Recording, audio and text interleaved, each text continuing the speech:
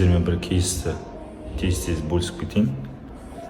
Бізде пациентімізде жоғарғы жағында 5 тіс қалған, алдыңғы 3, азу 2.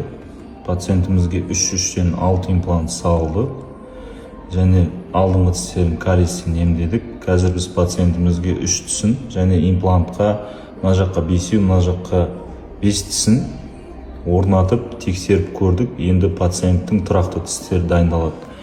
Ал мен осындай случайға ұқсас пациенттер болатын болса айта кететінім, ұзақ уақыт бойы толықтай тіс қатары болмаса олай жүруге болмайды, себебі жалғыз адамның аузынан басқа да организмдеріне көптеген зияндарын тигізеді.